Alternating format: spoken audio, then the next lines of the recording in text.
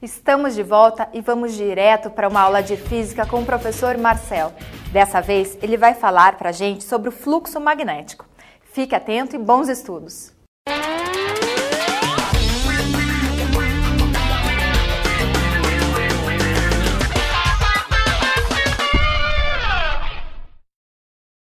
Olá pessoal, tudo bem? Aqui é o professor Marcel, é um prazer enorme estar com vocês novamente e hoje nós iremos explicar um assunto extremamente importante para o teu sucesso nos principais vestibulares e também na prova do Enem.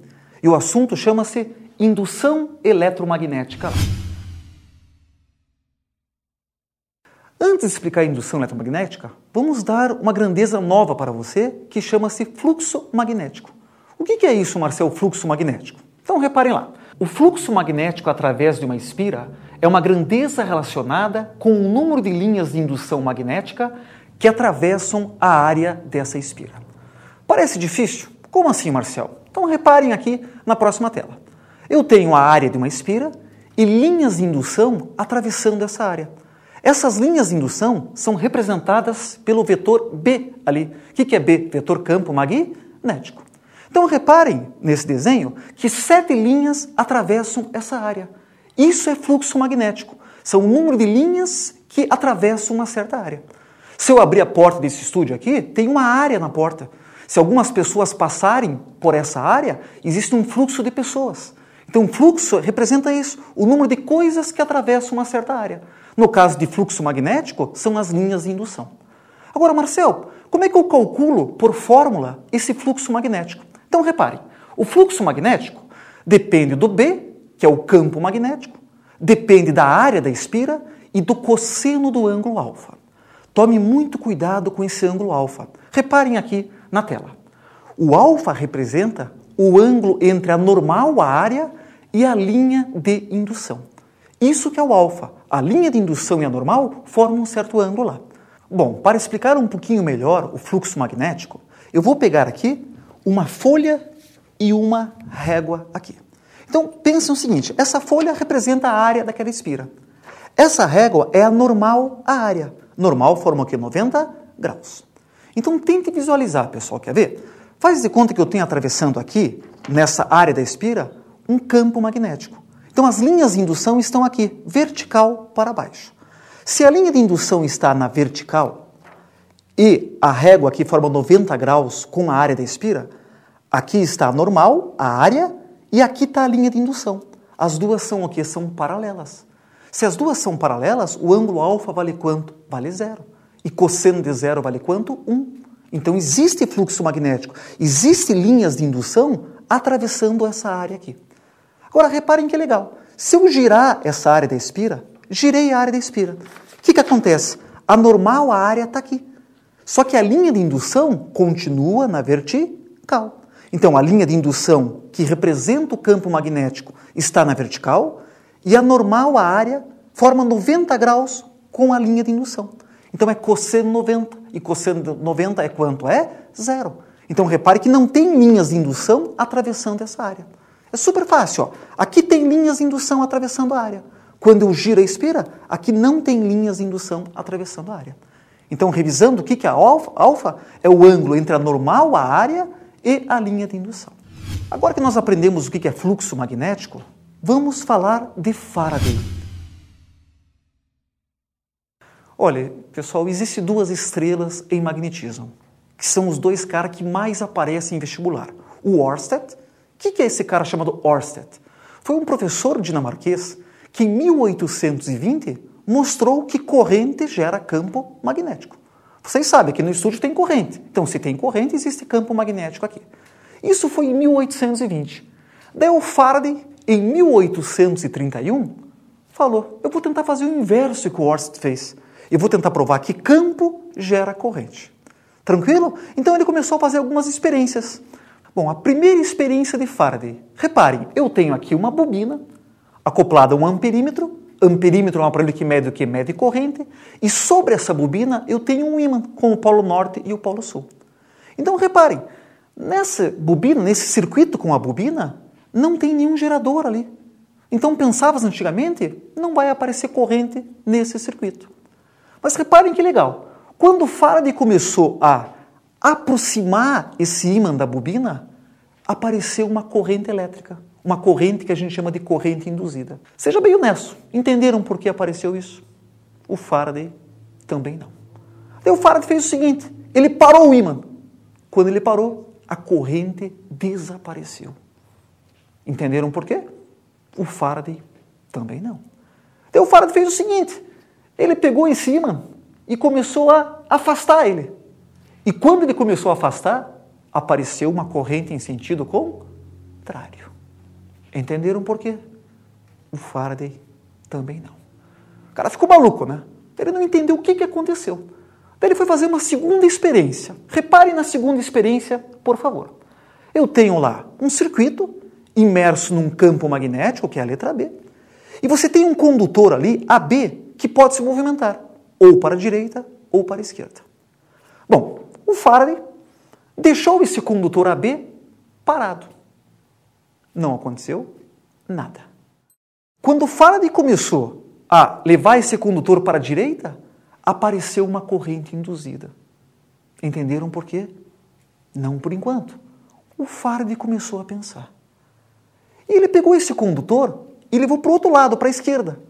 Apareceu uma corrente em sentido contrário. Talvez o momento principal dessa aula. Quando é que você notou que apareceu corrente? Quando houve o quê? Movimento. Mas, Marcelo, o que quer dizer movimento em física? Repare nessa experiência que é mais fácil entender. Quando eu mexo o condutor AB, essa área aqui está mudando. Ou ela aumenta, ou ela diminui. E se está mudando a área, está tendo variação de fluxo magnético. E o Faraday começou a notar que sempre que existe variação de fluxo magnético, aparece uma força eletromotriz induzida. Na realidade, força eletromotriz é uma diferença de potencial. E como esse circuito está fechado, apareceu corrente induzida. A primeira experiência que eu fiz, a bobina estava lá. Quando o ímã aproximou, o que acontece? As linhas de indução se aproximam da bobina. Existe uma variação de fluxo magnético. E essa variação de fluxo faz aparecer uma força eletromotriz induzida, que, como está fechado o circuito, fez aparecer no amperímetro uma corrente elétrica. Então, o que o Faraday falou? Reparem lá, por favor. Então, lei de Faraday.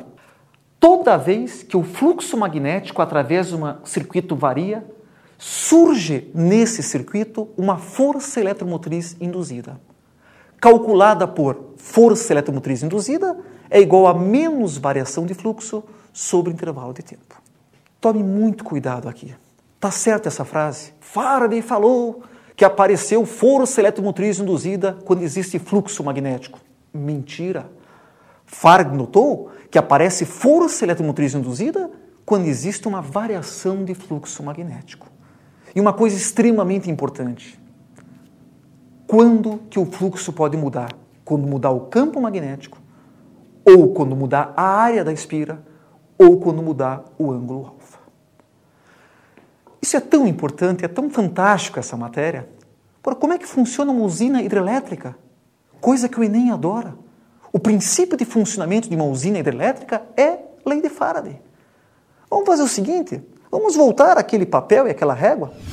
Quer ver? Então, peguei aqui a régua e o papel, né? Esse papel representava a área da espira e eu tenho aqui a normal, a área. Então, eu tenho lá em Itaipu, e isto acontece em Itaipu 24 horas por dia. Eu tenho lá Polo Norte, Polo Sul, as linhas de indução estão atravessando essa área. Nós aprendemos agora, se as linhas estão atravessando essa área, existe um fluxo magnético. Bom, Itaipu, a água está caindo de 100 metros de altura. Então, quando a água cai, ó, gira essa espira. Bom, as linhas de indução continuam aqui. Elas estavam aqui, atravessando essa área. Quando a espira gira, aqui não tem fluxo magnético. Não tem linhas de indução atravessando a área. Mas continua girando. Aqui, tem linhas de indução. Aqui, não tem. Tem, não tem, tem, não tem, porque vai girando. Então, olha que legal. O fluxo aumenta, diminui, aumenta, diminui. Está tendo 24 horas por dia variação de fluxo. Agora, reparem, quem curte física como eu, se o fluxo aumenta e o fluxo diminui, o fluxo aumenta, o fluxo diminui, a corrente que está chegando aqui, no estúdio, na sua casa, é uma corrente alternada. justamente por essa variação de fluxo. Aumenta, diminui, aumenta, diminui. Ó, Marcel, mas espera lá. Se a corrente que chega aqui é alternada, a luz não deveria estar piscando aqui? Sim, a luz pisca. Só que nós não conseguimos perceber. Por quê? Porque é muito rápido. A frequência de uma turbina Itaipu é 60 Hz. Então o nosso olho de perto não tem essa capacidade aí. Tranquilo? Super gostoso, né? Agora, pessoal, apareceu ali, na lei de Faraday, um sinal negativo. O que é esse sinal negativo? Ele mostra o sentido da corrente induzida. Apareceu um cara chamado Lenz, e essa lei de Lenz é extremamente importante. O que diz essa lei de Lenz? O sentido da corrente elétrica induzida numa espira é tal que o fluxo por ela criado se opõe à variação de fluxo ocorrido no interior da espira. Parece difícil, mas não é, pessoal. Quer ver? A corrente induzida sempre surge no sentido para se opor à causa que lhe deu origem. Quem achou difícil, pense assim. Quando o ímã aproxima, ele faz uma ação. A toda ação existe uma reação. Praticamente a lei de Lenz. A corrente surge para se opor à causa que lhe deu origem. Eu acho super fácil você guardar um esqueminha assim. Lenz lembra mulher. Como assim, Marcel? Mulher sempre é contra o que os homens fazem. Adoro as mulheres, isso é uma brincadeira para você guardar, tá? Mas a mulher, tudo que eu quero fazer, ela não quer. Então, mulheres, eu quero me aproximar de vocês aí. Vocês querem? Não. Então tá legal. Eu quero me afastar de vocês. Vocês querem? Também não.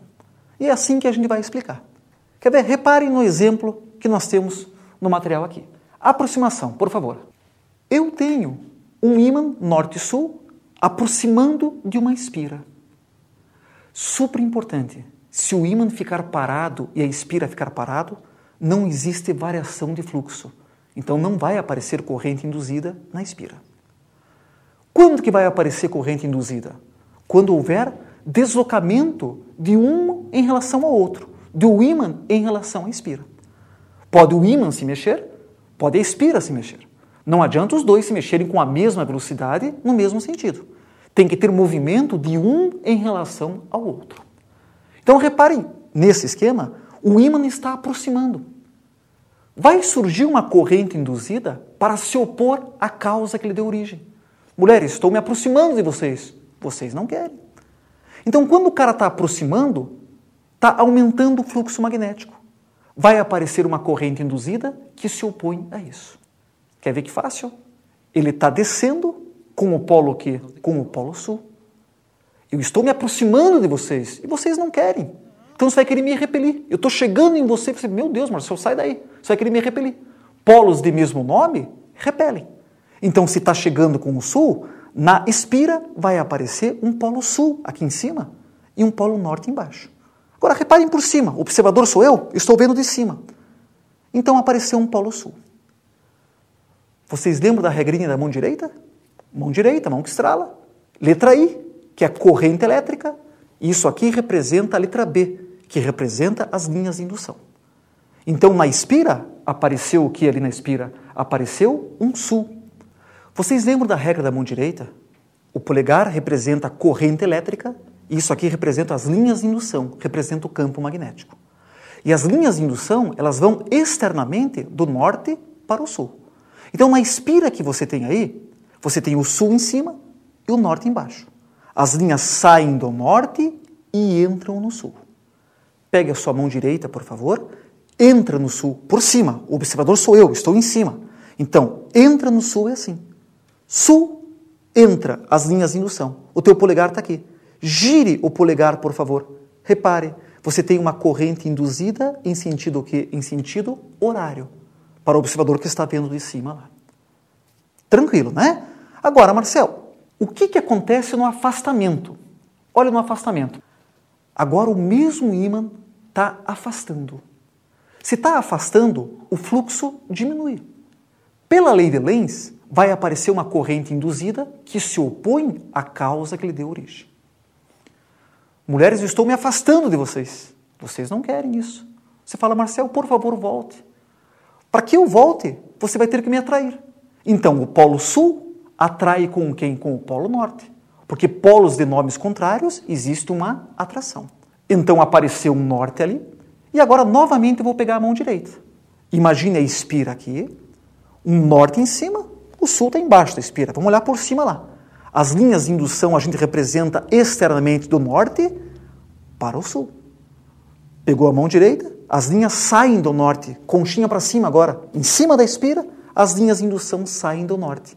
Você girando, vai dar sentido o quê? Sentido anti-horário. Não é um assunto fácil, mas eu acho que você pegou. Às vezes só cai isso.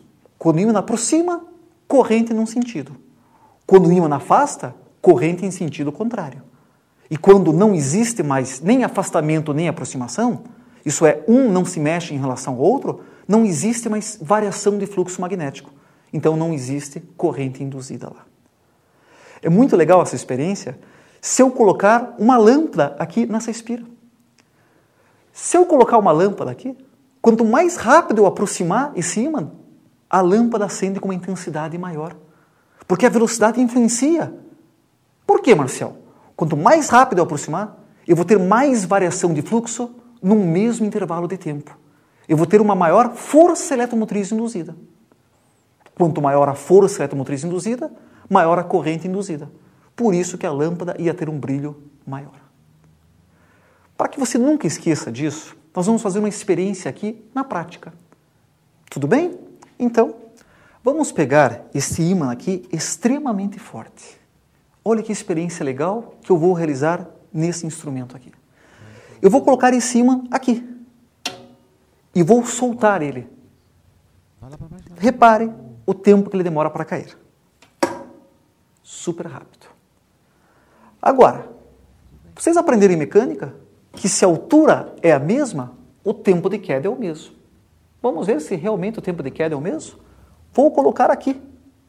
Reparem se o tempo de queda é o mesmo.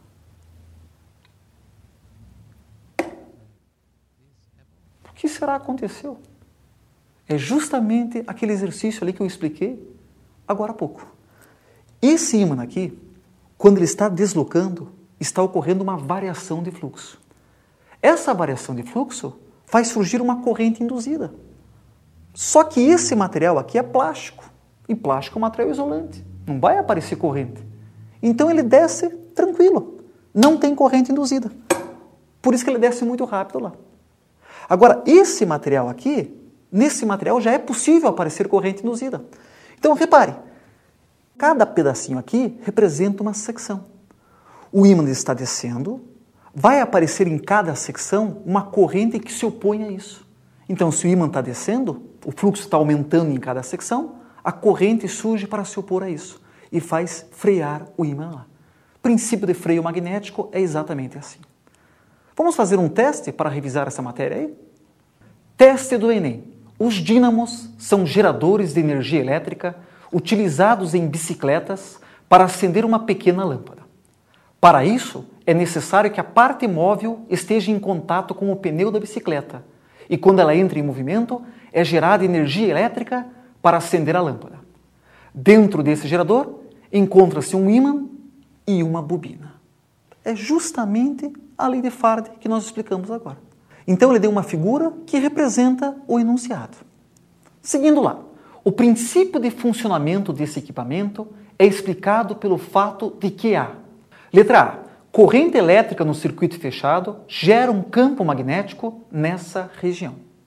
Está certo que ele está falando a letra A, mas não tem nada a ver com o princípio do dínamo, que é a lei de Faraday lá.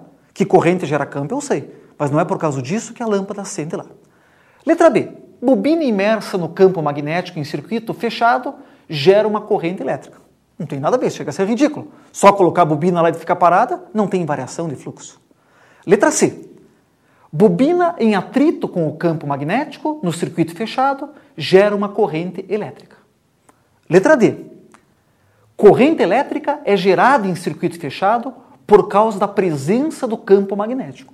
A letra D está falando realmente o que falou na letra B. Letra D e B é a mesma coisa, tem nada a ver com o dínamo lá. E a letra E, que vai ser a correta, corrente elétrica é gerada em circuito fechado quando há variação do campo magnético, que nada mais é que a lei de Faraday, o princípio de funcionamento de uma usina elétrica e de um dínamo lá.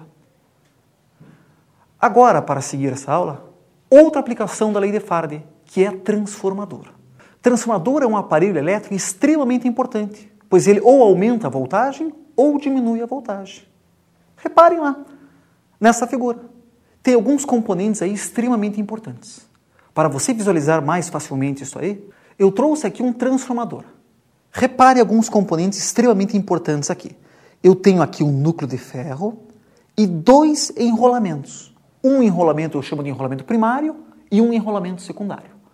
Enrolamento primário é aquele que está ligado na rede elétrica.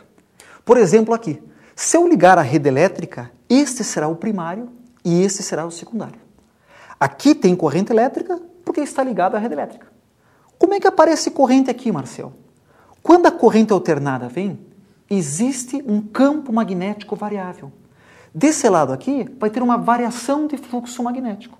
E esta variação de fluxo magnético, pela lei de Faraday, faz aparecer uma força eletromotriz induzida aqui e uma corrente induzida aqui. Então, como é que funciona um transformador? Por variação de fluxo lá. Agora, algo super importante. Transformador não funciona com corrente elétrica contínua. Por quê, Marcel? Corrente contínua gera campo, mas esse campo é constante. E para ter variação de fluxo na outra espira, eu preciso ter variação de fluxo magnético. Por isso que transformador só funciona com corrente alternada. Bom, em vez de ficar decorando as fórmulas aí, reparem novamente o transformador. Eu tenho aqui, neste meu caso, 5 espiras aqui e 300 espiras aqui. 300 dividido por 5 dá 60. Então, este é um transformador que ou aumenta a voltagem 60 vezes ou diminui a voltagem 60 vezes. Guarde assim, se o enrolamento primário for esse aqui, eu vou passar de 5 para 300 espiras. Então, o que está acontecendo? A voltagem vai aumentar na mesma proporção. A voltagem vai aumentar 60 vezes. Se eu girar esse transformador e colocar enrolamento primário aqui, você tem mais espiras aqui no primário e menos no secundário. Então, neste caso, eu vou diminuir o número de espiras. A voltagem diminui na mesma proporção. Reparem aqui, por favor, na tela de vocês. Sendo N1 o número de espiras do primário e N2 o número de espiras do secundário, podemos relacionar o número de espiras com as tensões através de N1 sobre N2 igual a 1 sobre o 2. Mas aquilo que eu falei, guarde a dica. Aumenta o número de espiras, aumenta a voltagem na mesma proporção. Próxima tela. Nos transformadores ideais, não temos perda de potência. Então, nós consideramos que a potência do primário é exatamente igual à potência do secundário.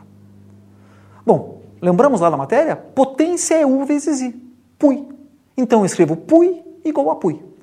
Então, o 1 vezes I1 igual ao 2 vezes I2. O 1 sobre o 2 igual a I2 sobre I1. Achou muito difícil essas equações? Guarde assim. Num transformador, o lado que tem mais espiras tem uma voltagem maior. E quem tem uma voltagem maior tem uma corrente menor. Para que você entenda isso mais facilmente, vamos fazer alguns testes aí. Primeiro teste. Reparem lá. Devido ao efeito Joule, grandes perdas de energia elétrica ocorrem durante a sua transmissão. Para minimizar esse problema, quanto maior a distância entre uma usina hidrelétrica e o centro consumidor de energia, menor deve ser a intensidade de corrente nos cabos condutores.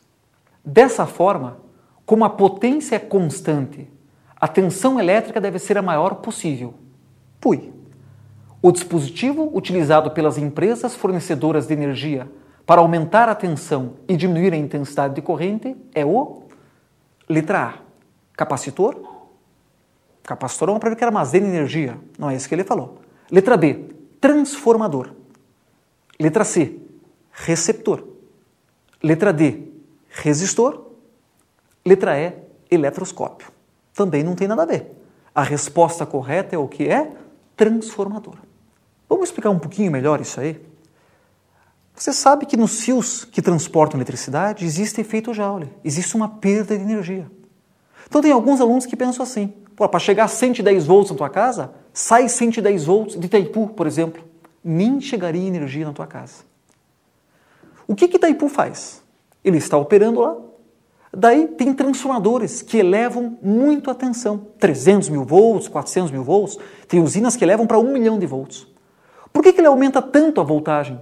Para diminuir a corrente. Porque quanto menor a corrente, menor o efeito Joule. Vamos explicar pela equação PUI? Repare na equação. P igual a U vezes I.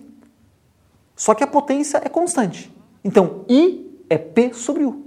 Aquilo que eu falei. Aumenta a voltagem, diminui a corrente. Super fácil? Então, para que serve o transformador? Para transportar energia. Aumenta a voltagem, diminui a corrente, ocorre menos efeito Joule. Próximo teste.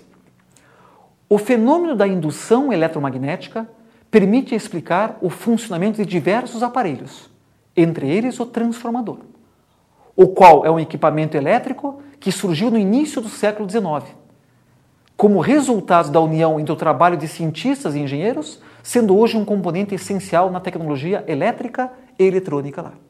Utilizado quando se tem a necessidade de aumentar ou diminuir a tensão elétrica, o transformador é constituído por um núcleo de ferro e 2 bobinas, conforme vocês viram agora há pouco lá.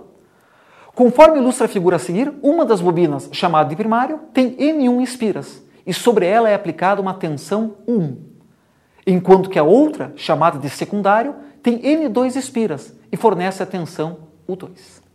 O cara mostrou isso numa figura. Quer ver? Aí está o transformador. Então, seguindo lá. Sobre o transformador, é correto afirmar. Essa questão é ótima, porque ela vai revisar justamente o que nós falamos agora. Letra A. É utilizado para modificar a tensão tanto em sistemas de corrente contínua quanto nos de corrente alternada. Respondam para mim, verdadeiro ou falso? Com certeza falso. Transformador só funciona com corrente alternada, porque na outra espira tem que ter o que? Fluxo ou variação de fluxo?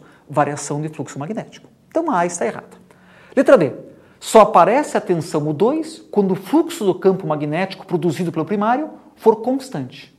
Acabamos de explicar, tem que ser variação de fluxo, lei de Faraday lá. Letra C. Num transformador ideal, a potência fornecida ao primário é diferente da potência fornecida pelo secundário. Não. Acabamos de ver que num transformador ideal, a potência do primário é igual à potência do secundário. Letra D. Quando o número de espiras N1 é menor que N2, a corrente no secundário é maior que a corrente no primário. Reparem, pessoal, o que eu falei. N2 menor. N1 é menor que N2, então N2 é maior. Quem tem mais espiras tem mais voltagem. E se tem mais voltagem, a corrente é menor. E ele está falando que no secundário a corrente é maior. Está falso esse item aí. Letra E. Quando o número de espiras N1 é menor que N2, isto é, o número de espiras 2 é maior, então quem tem mais espiras tem uma voltagem maior. Então a voltagem no secundário tem que ser maior. Então o que ele falou? Quando o número de espiras N1 é menor que N2, a tensão U2 será maior que a tensão aplicada U1. É justamente esta a correta aí. Tranquilo? Bom, pessoal, muito obrigado. Espero que você tenha aproveitado essa aula. Continue estudando e acredite sempre em você que o teu sucesso vai chegar. Muito obrigado, um grande abraço do professor Marcel.